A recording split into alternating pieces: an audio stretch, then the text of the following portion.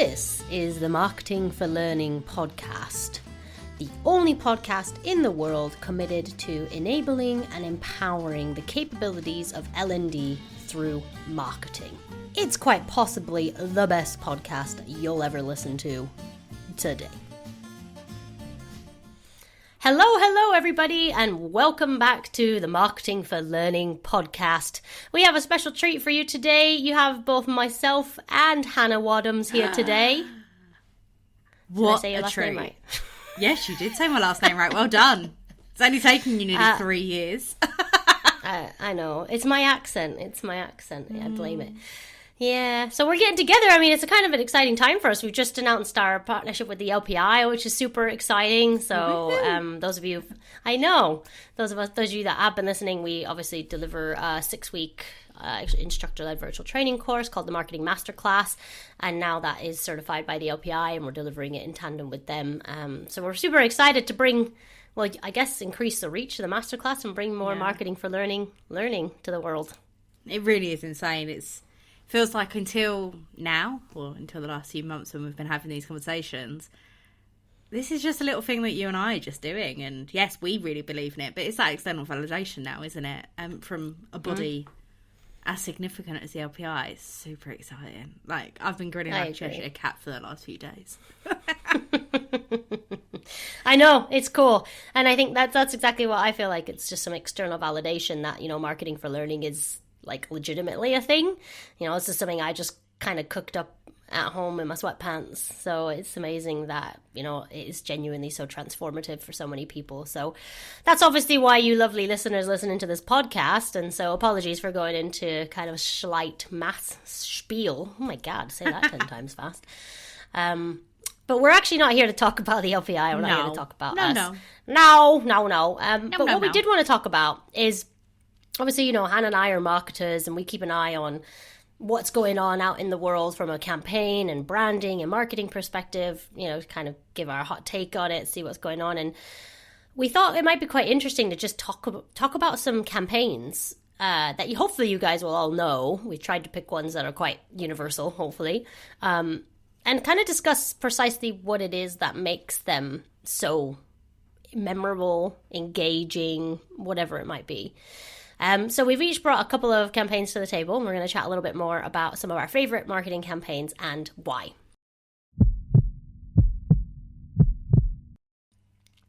And the first one that I wanted to talk about is probably the most recent. And I wouldn't say it's actually like a favorite campaign of mine, but it's certainly got my attention, and not a lot of advertising does do that these days. The joys of being a marketer.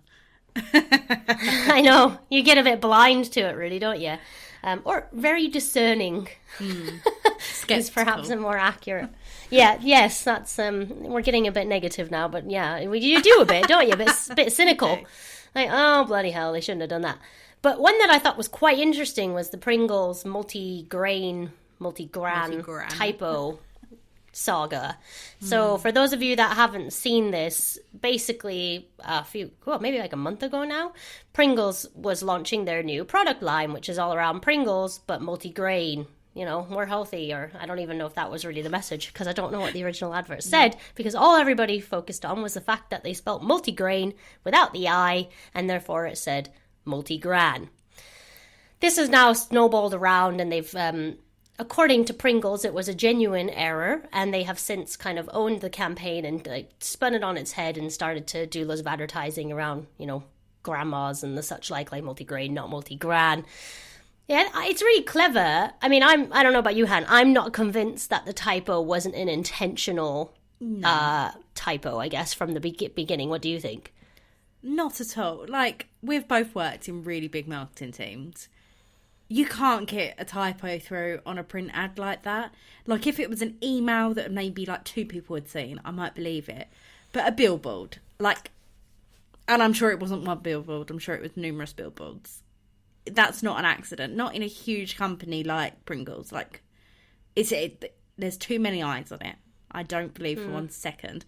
But, that being said, we're all talking about it, so even if it was deliberate, it was a successful campaign.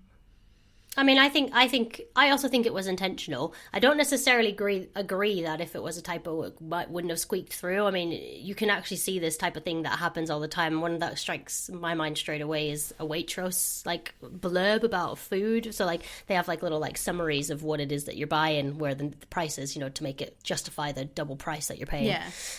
But like so there was some copy about like, I don't know, some succulent chicken breast, like rotisserie, whatever. And then at the end it just said, please tell me if this is still too long, Dave, or whatever. And that went to print. And that was out in store. That's, again, it's a description on a product.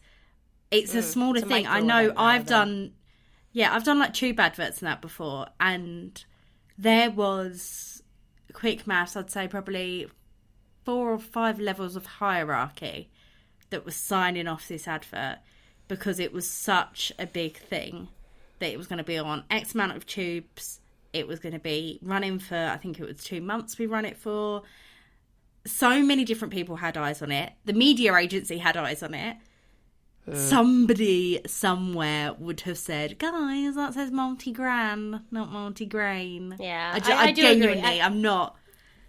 It's too much of a faux pas to be legit, I think. But the crux of it is, so like let's go on the proviso that it was intentional, because I believe that it was. Why have they done that? Like, to me, it's like, okay, they understand the power of like the Twitter troll, right? Like our society of endlessly correcting people that are wrong. How many people revel in the idea of correcting a major brand? You've spelt this wrong, man. They knew it would blow up on social media, and it got picked up by like news, like BBC. Like I don't know how that's newsworthy in the current climate of our world, but nevertheless, it did. We did something to make us laugh. Indeed, I mean, but amazing PR, incredible reach. Like if we talk about, when you're launching a new product to your market, at that stage, if we're talking about the ADA model or awareness, we're trying to just get as many eyes as possible on us at that stage. We're not trying to convince them to buy the product yet. We're not even talking about the qualities of the product that make it delicious and healthy or whatever. They just want people to know that it exists. And I think that in and of itself, like leveraging the reach and amplification that comes with a culture of correction is highly intentional. And there's no way you can turn around tube ads in 3 or 4 days and get them reprinted, and like it's just not going to happen. So I think it was really, really clever on their part to kind of make it seem like a bit of a mistake, because I think it then also adds a bit of human aspects to the brand too. But also, it's quite like, let's be honest, multi-grain Pringles. I don't go to Pringles because I think they're healthy. I kind of know what I'm doing when I'm eating crisps. So I don't care if you've released multi-grain. I honestly can't put into words how little attention I would have paid to any kind of advert they put out about multi-grain Pringles. But now I know they exist, and when I do my Christmas shop, I might be more inclined to pick them up. I probably won't. I'll probably stick with the normal ones. But you know what I mean? It's now on my radar. Well, you'll see them in the supermarket. There's going to be recognition on the shelves, isn't there? Like absolutely. That's all they're trying to do is that, and then the psychology side of it comes into play. Like, oh, I wonder what they're like. I'm going to try it. I'm going to try them. It's only £2. I'll buy a tube, and there you go. Magic. So the first one I wanted to bring along is Spotify Wrapped. I know we both got our Spotify Wrapped yesterday, didn't we? And I'm a bit disappointed in mine this year, just as a side note. Atomic Kitten have been in my top 5 for at least 3 or 4 years now, and they're not there this year. They've been completely replaced by Ed Sheeran. But Spotify Wrapped is such an interesting marketing campaign, because I can't articulate how many conversations I've had with people being like, this is a marketing campaign, and they're like, huh? Because it's so user generated, it's so natural that people don't realise it's marketing. But they might not be telling you to go and download Spotify, but it's marketing. And essentially what they're doing with Spotify Wrapped, and I've done it, I think I saw you share yours, Ash. I know pretty much at least 50% of my Instagram, the people I follow on Instagram have done it, is they've given us a toolkit to market their product. We have all gone and shared adverts in the last 24 hours for Spotify. Yep. It's no mistake that there's a Spotify logo on every single one that you do. Like if there's anything you share, screenshot, like they're not they're not dumb. And they actually incorporate that kind of wavy 3-line watermark on a lot of their stuff as well. I don't know if you've noticed that. They've got a lot of like brand motifs, haven't they? Like with like some of the funky shapes and that they use as well. But it's just so impactful because, as I said, people don't realise it's marketing. But then when you think about it, there's some people that I follow on Instagram that I hardly know them. I know them maybe like their ex-colleagues or something. And I've sat and I've gone and like looked at what they've listened to most over the last year, and I'm nosy. And the fact of the matter is we're all nosy. Intrinsically, as humans, we're curious. We want to know what other people are up to. And it absolutely taps into that, as well as the kind of egotistical side about it. Like, I want everyone to know what I've listened to, or I think people are going to be interested in this, and then we share it anyway. I think it just taps into so many really human emotions. People have this like almost grotesque desire to learn stuff about themselves that isn't so kind of obvious. So like, oh, well, you know, what have I listened to? Like, you know, some of the stuff in my top songs, I was like, no way did I listen to that, like, the most. Like, give over. I was like, you know, surely, I mean, for all that I've listened to lots of Taylor Swift, there's not tons of her songs in my top 100, so I just listened to a breadth of her music rather than a couple of songs. Yeah. So, you know, but I think it is exactly that. Like, there's a kind of this like grotesque fascination with understanding more about ourselves, and Spotify are very clever with their marketing around that. Yeah, and this year they tried to do that, like their kind of own version of the Myers-Briggs the ENFJ thing. Yeah. Oh, I know. I can't remember what I apparently was, but you can tell what they're adventurer. trying to do here. You can see what they're trying to do with Spotify Wrapped, and I think if you really dissect it as a marketing campaign, it's phenomenal. Yeah, I agree. I think that, you know, I mean, the two campaigns we just talked about is all about intentional use of your audience to amplify your voice.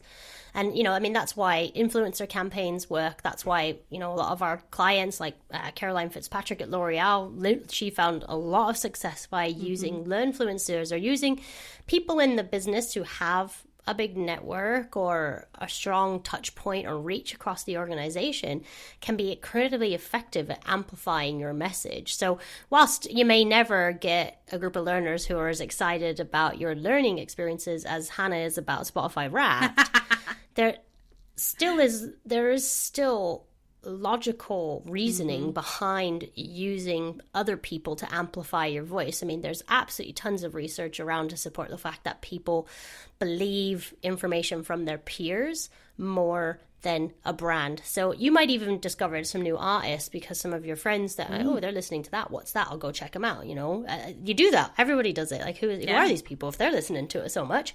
So, you know, I think like that kind of social influence and like almost, it's not really peer pressure, but, you know, seeing what other people are doing and having positive experiences. Imagine the poor people who don't use Spotify. How do they feel? Do they have FOMO? Yeah. You know, you sent me Apple's kind of poor man's version of Wrapped today. Yeah. It's pants. And it is a genuine just retort to what they're trying to do, which, I mean, to me says that Spotify continues to have market share. Clever. Absolutely. Very, very clever. And again, thinking about it in an L&D context, I think there's almost an element of Spotify Wrapped give people permission to not just listen to mainstream music. It's not Radio 1. It's not the pop charts. Like, it's whatever you're interested in. And that element of influencers given permission really resonates in L&D. So, look, I've done this. So there's one client I'm working with. Their CEO has worked all the way up from being a grad to now be the CEO of the company. It's kind of insane. Wow. But they've got quite a few people in their organisation that have done that. And they've done that through embracing learning and such like and getting involved. So now the influencers that are amplifying that message are much more convincing to their other colleagues that are maybe more sceptical about learning. So it kind of just give that permission without it being like HR being like, you must go and do learning now, please, thank you. It's much more authentic. So yeah, I think Wrapped's an amazing campaign, and I think, you know, no surprise that they do it year on year because the anticipation now builds. But they're clever. They have so much data that actually, why wouldn't you use that? They do that in a lot of their marketing campaigns, don't they? And interestingly enough, when I was doing the masterclass yesterday, I was chatting through some email examples of bad copywriting, really. And someone said, well, what would you have done? And it was an email promoting some research that had been done. And I said, well, I would have used the data. Like, if you've got the data, why wouldn't you pull that data out? It's way more interesting. And again, it's much more substantial than just kind of saying, oh, this thing is really cool. Great, cool. You think of how easy it would have been for Spotify to do like a buy your loved one a Spotify subscription for Christmas. Like, that would have been an easy cop out, advertising Spotify. But they've done something so much more creative that gets everybody talking. So this will be way more effective. Yeah, it's a great campaign. Because I think, you know, those two campaigns we just talked about, neither of them are selling their product, and those are the best campaigns, because they don't ever sell the product. They sell the values or the ethos or the idea of something rather than the product itself. It's very, very clever stuff. Let's move on to something that is a bit more of a product. And it's a campaign that's a bit old now, but it's one that sticks with me. It will not leave. You know, some adverts and things like, you know, never go, like the What's Up one from the Super Bowl, Budweiser, you know, like there's certain ads that stick in our brains for years and years and years. This one does. I'm going to play the advert now so you guys can have a listen, see if it rings any bells. Hello, ladies. Look at your man. Now back to me. Now back at your man. Now back to me. Sadly, he isn't me. But if he stopped using lady-scented body wash and switched to Old Spice, he could smell like he's me. Look down. Back up. Where are you? You're on a boat with the man your man could smell like. What's in your hand? Back at me. I have it. It's an oyster with 2 tickets to that thing you love. So, did anybody recognize what it was? Han, you've seen the Old Spice advert, right? Of course I have. Of course. The man your man could smell like. Well, indeed. This is the question. One of my favorite marketing campaigns ever, because of a repositioning. And this is something that L&D is going to have to do a lot, right? Like, overcome an established mindset or attitude towards what your product currently is and does. That's what Old Spice does. Mm-hmm. Before they did this was like a really big, like, different shift in their campaign approach, because up to then, I think the advert was in the maybe 2010, 2011, something like that. Before that, it was always perceived as a kind of like old man smell, wasn't it? Mm-hmm. It was like an old man cologne, old man soap. I mean, I can still remember like the old little like shaped bottles and. Yep. Did it have something? Was it quite nautical? As I recall, there's like a boat or something on the bottle. Yeah. I don't know if I've just made that up. There's stripes. There's definitely stripes involved, which has quite a nautical theme to it. I don't know if they've ever. We'll say it's got nautical vibes. I don't know. I'm going to go look that up later. I might have just made it up. But what was really significant about this this campaign that they did, so Old Spice went to a marketing agency, and that marketing agency did a lot of market research on Old Spice, who buys it, what's going on here, who is our target audience, and what do we really need to talk to them about in order to even convince them that this product's different now, it's interesting, it's exciting. Do you know what that agency found? What? They found that most male hygiene products are actually purchased by women. By mums buying for their sons and husbands, you know, whatever it might be. Mostly bought by women. So, you will have heard in that advert, this is a product used by men targeting women. I'm the man your man could smell like. Absolutely clever stuff. Mm-hmm. I mean, it was quite a unique style, the advert, like all the set moved around him whilst he, you know, it was quite, it was very visually unique at the time, I think. But mostly it was just so smart. You know, the reason I wanted to talk about this is because they took the time to understand their target audience, and the results were absolutely significant. I think that video on YouTube, the day they uploaded it, got more views than Obama's acceptance speech when he became president. That's insane. Yeah, it was mad. And then they responded really quickly, so like it just got so much traction. And so then the guy who was in the advert did like live YouTube for like a day and did loads of Q&A and things like that with obviously his like very like distinctive voice. And yeah, I mean, it caused a massive uplift in product sales and kind of brand reach and visibility and a significant shift in the sentiment towards the brand. I certainly don't associate it as an old man brand anymore. I don't know about you. No, I completely agree. And I think it's important here to note as well, so this is the third campaign we've spoken about, and they've all used data of some sort, market understanding, information about their audience, to really make their campaign really effective. Yeah. What all these campaigns have in common is they understand their audience and they understand the market that they exist in as well. So I think, that understanding of audiences is well, something that we certainly hammer home time and time again, isn't it? Absolutely. And I think also understanding your brand, like thinking of some organisations I've worked for previously, some of the marketing campaigns we ran even 10 years ago wouldn't work today because your company has changed and your company has evolved, and you can't just think, oh, I've worked here for so long. So thinking from an L&D perspective, oh, we ran an event in, I don't know, let's say 2017 and it worked really, really well. So what we're going to do is we're going to run the exact same event again. No, stop. Think about who you are today. Think about who your employees and your target audience is today. We've had a huge pandemic in the middle of that. Most companies now aren't fully office-based. Like, so much has changed. You can't just look at something that may have worked in the past and go, yep, I'm going to rerun that and do that again, and I'm going to get the same impact. We need to keep a fresh mindset, and I think that's part of having a marketing mindset, is having those fresh ideas, challenging what used to work, challenge what you think might work now and why you think it might work. Just don't just take something verbatim because you think, yeah, this seems easy. So my last campaign, again, goes back to an awareness stage campaign, and it was Dove's Real Beauty campaign. So again, it's a campaign that doesn't necessarily promote Dove's products.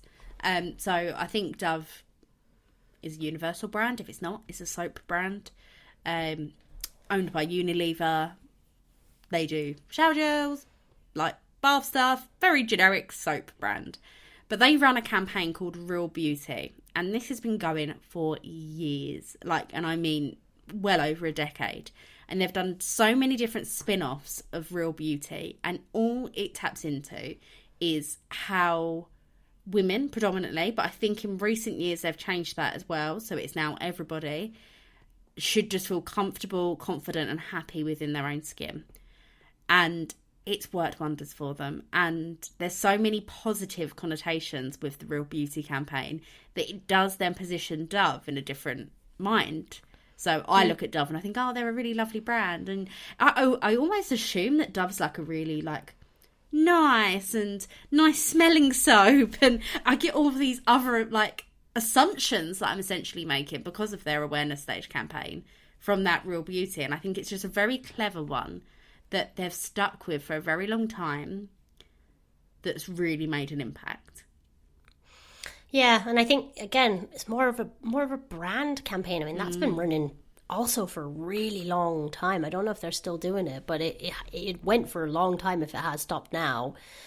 And I think Nike does this really well as well, where it's more about conveying the value pillars of the brand. And so it's almost like if you buy Dove or you buy Nike, you're buying into the ethos of the business rather than buying the products. And of course the products have to stand up in their own right too, right? I mean, this is what we say to our clients all the time.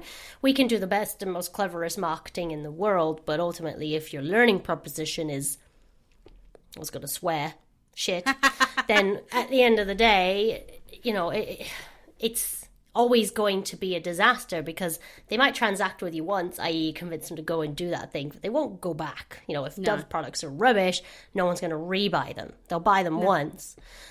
Same with Nike, but the quality of those products is upheld by the brand as well. So the two things are aligned and it makes sense. But I think that, that branding exercise, because I was thinking when you were talking, and I was thinking, a company that I see doing really clever marketing, but I don't see them doing a lot of brand affinity and brand affiliation campaigns, is Coca-Cola. So when I think about Coke, barring the Santa stuff, which has nothing to do with Coca-Cola, but I think it's just expected of them now. Yeah. Other than that, if I think a lot of their advertising is always kind of focused on the product. It's always, maybe you're the type of person who drinks Coke and stuff like that, but it's a very much more product-oriented marketing strategy over the likes of Nike, who, get, athletes who represent their values. I can't remember the American footballer guy who was doing all the Black Lives Matter protests, and Yeah. they got him as like an advocate for their product for a while. You know, that's like really like, I'm drawing a line in the sand, and this is, you know, not for everybody, but those who have those beliefs and share those values, like, you come and stand behind us because we've got you. Whereas Yeah. Coke's just kind of like, everybody buy us, we're delicious. You know, it's a different tactic. It's isn't it? interesting though, because they're not they don't say that though, do they? Of course not. No, but the advertising is much more product focused. Yeah, they do a lot. I'm a exceptionally big Coke drinker. I even have a can here.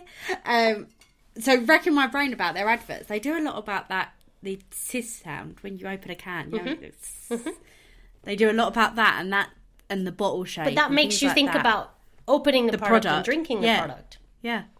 I can't actually think of a brand campaign that they've done. No, because even the share of Coke was all about consumption. It was all about consumption. I think it's quite, yeah. I mean, I've literally just thought of that as you were talking, but it is an interesting dynamic, you know. And again, maybe that the Coke Pepsi war is so ferocious that if they just went on a brand, maybe if their belief is that they went on a brand exercise, that it might do them, like, their consumption might go down. But it goes really into that long and short of it, doesn't it? That I'm sure we'll talk about on another podcast. But the brand campaigns are what helps you get long-term growth. So their Christmas ad and things like that will be the things that are sticking in people's minds. Like, I actually saw a tweet because somebody hadn't seen the Christmas ad yet and was like, wait, it's like the 1st of December in a couple of days. I haven't seen the Christmas ad. I'm confused. All the other ones had come out. Like, shout out to Asda's one this year. That was a phenomenal Christmas ad. But all of that had come out. But because this person hadn't seen the Coca-Cola Christmas ad, it wasn't Christmas yet. And then those short term, so the short of the long and short of it is those campaigns where you're thinking about the product. So maybe they're just really focusing on a short term approach. But that doesn't seem like a very, to me, I don't know. I don't know about that.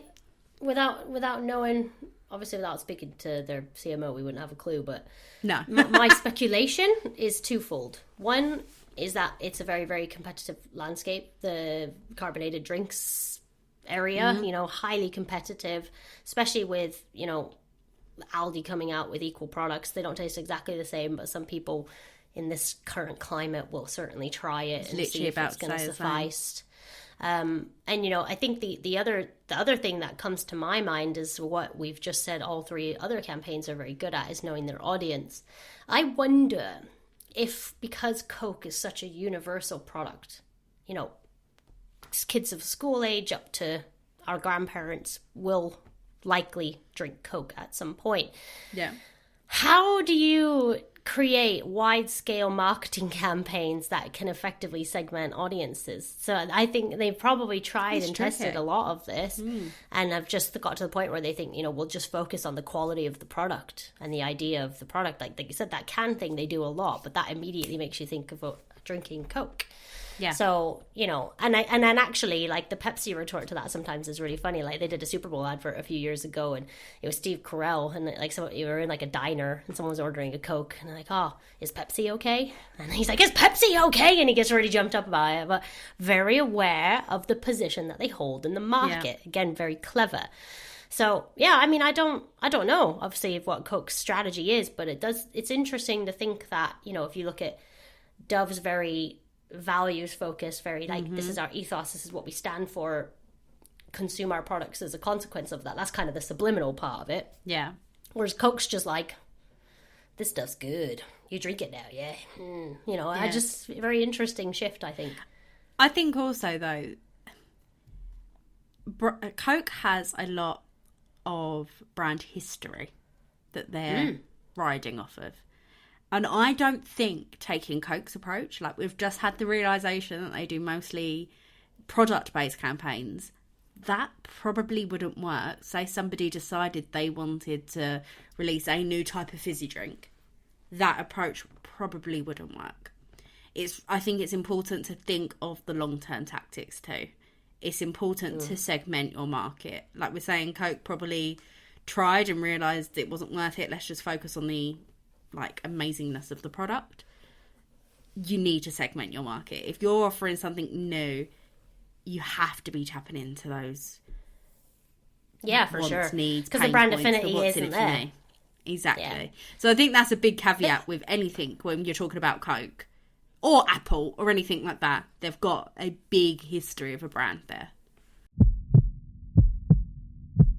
You know, we could dissect campaigns all day, and ultimately, you know, this is just, I guess, our experience and assuming what people are doing. The reality is we don't really know, right? But I think as a marketer, you can see when people are being very intentionally clever, or at least trying to be.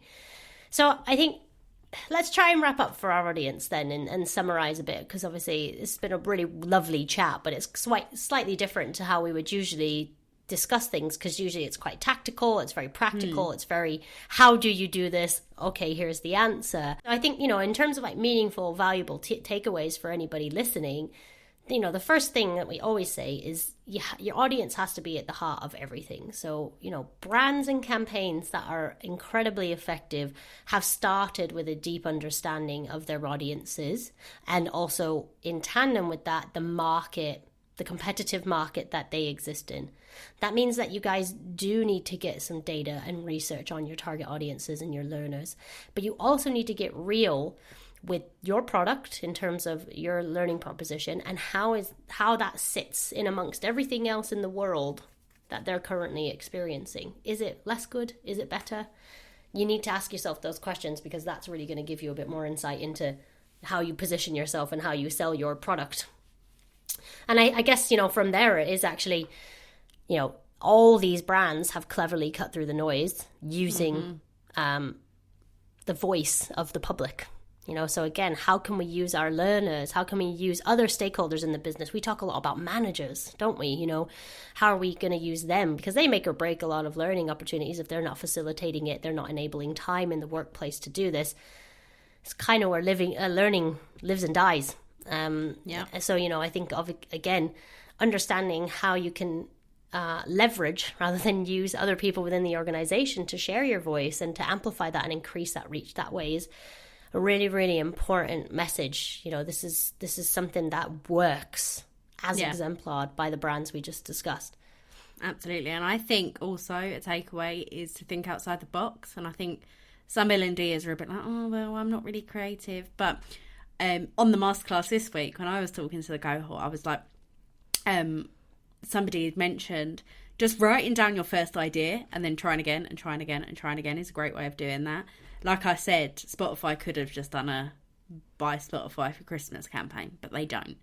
Like, we need to think outside the box. If we're going to cut through the noise, we know our target audience get a lot of emails and they're really, really busy. We're all super busy at the moment. We've all got added stresses going on outside of work at the moment, whether that's because it's Christmas, whether that's the cost of living crisis, whether that's whatever.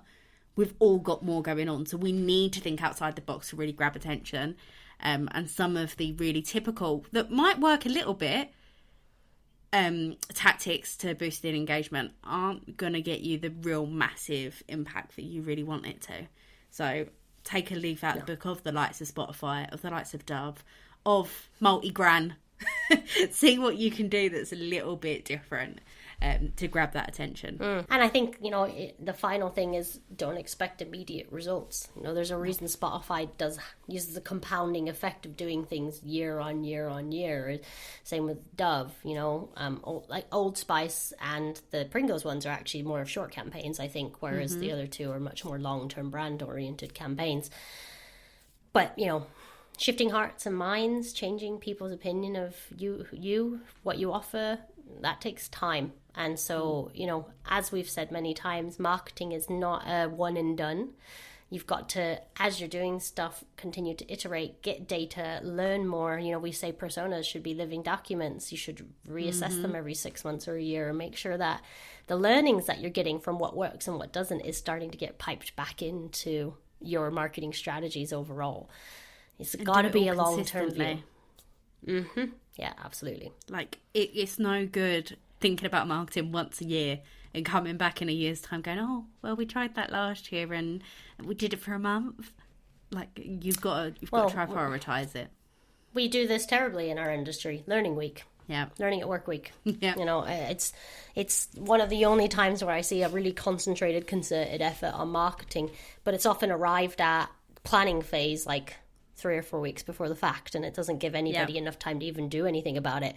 I'm not saying don't do it, but it's a short-term campaign, and if that's all you're going to do, you're just going to get a peak and then a trough and then a peak and then a trough, you know. One of my clients at the moment used Learning at Work Week as a springboard.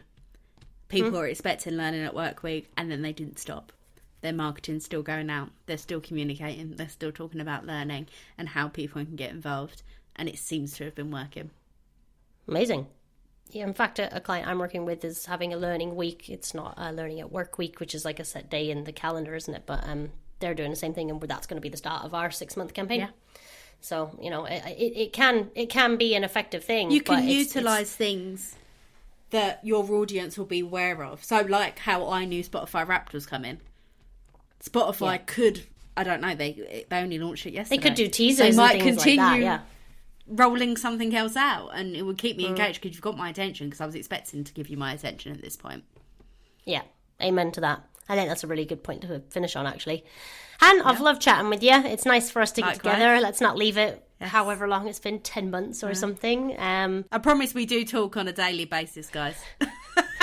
We genuinely do. Too much, probably, but Too much. Yeah, we don't always get together to do the podcast. So that is a New Year's resolution for us, and we do also have a live podcast recording coming. I'm just solidifying some dates and some special guests, but that'll be in January too. So if you do want to come and get involved in our live podcast recording, you can come and see mine and Hannah's faces, throw some questions in the chat, get a bit more involved in what we're doing. It's basically a webinar recording, by the way. But yeah, please come along. We'd love to see you. Han, thanks so much for your time. Thanks for having me, Ash. I'll speak to you. Well, I'll see you all later. I'll see you on Slack in about 5 minutes. Yeah. All right. Bye. All right. See you later. Bye. Bye.